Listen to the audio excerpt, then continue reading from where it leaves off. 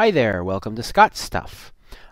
Recently I went to the Netherlands and taught a course for the Hogeschool van Amsterdam and worked with their game design and game technology students. But the placement of that course was within the public library there in Amsterdam.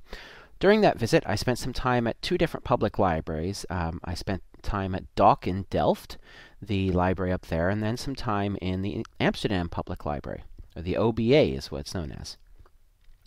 And I was really impressed. Both of these libraries have really taken to heart the idea of being a community hub, of being a community space.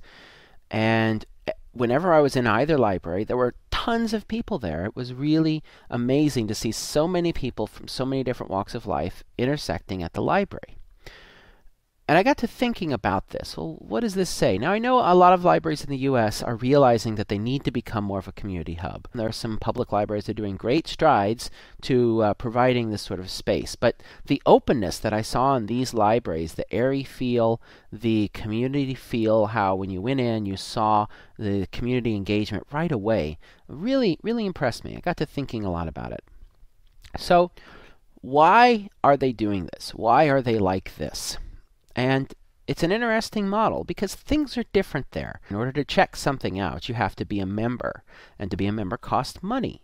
And so every person who is older than a child, so children still can use it for free, but everyone else, to use the library, they have to pay an annual fee. In addition, they have to pay to circulate each item. Now that's because of copyright laws. They're a little different. The copyright laws are such that when you circulate an item, the library then has to pay the copyright holder a fee every time, and that some of that will go back to the author in the form of royalties. Here in the U.S., libraries don't do that, and I don't know if that's a good or a bad thing, actually. From an author's perspective, it would be more encouraging to have your works in libraries if you knew you'd get some royalties, and you could argue that the library circulating the work is hurting the ongoing value of that work. The ability to sell the work is lessened because people can check it out. So it actually, from a fairness perspective, it does make sense.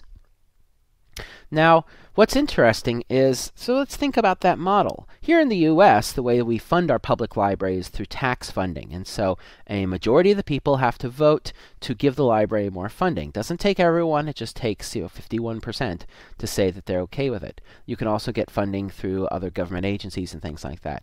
So over there, what you have is a much stronger customer-driven model. You have libraries that have to be in tune with what their customers want. Because if their people aren't happy with what they're getting at the library, they won't be there. They won't pay the money to be a member. They won't support the library. And this, to me, is at the key of why these libraries are doing what they're doing, and why they're such welcoming places, and why the look and feel is so much more community-based and contemporary, because they have to be. They have to, remember, every year people need to pay a membership fee, and they need to feel like that membership fee is worth something. So that's an interesting model. At first I was a little put off, saying, well, it's not really open to everyone then, and isn't that segregating against people who have money? But the flip of it is it's really forcing these libraries to do what the people need, and therefore we should look at them as a model.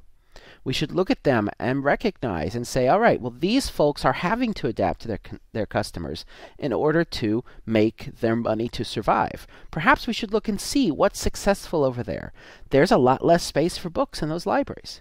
While there are books, there's much more of a focus on media, on movies, on games, pianos where people can play music, nice cafes, and many, many computers and lots of spaces to interact with each other. And so we should think about this. I thought it was an interesting model. So, to any of you out there working in libraries, here's what I'd like you to reflect upon. How would you change your library services if people had to pay to get a library card, and they had to pay an annual fee to keep it? How would that change things? Do you think that you would do things a little differently?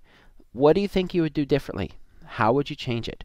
The Amsterdam Public Library actually is open from 10 a.m. to 10 p.m., which, if you've ever been over there, that's amazing. Most stores are only open from 10 to 5.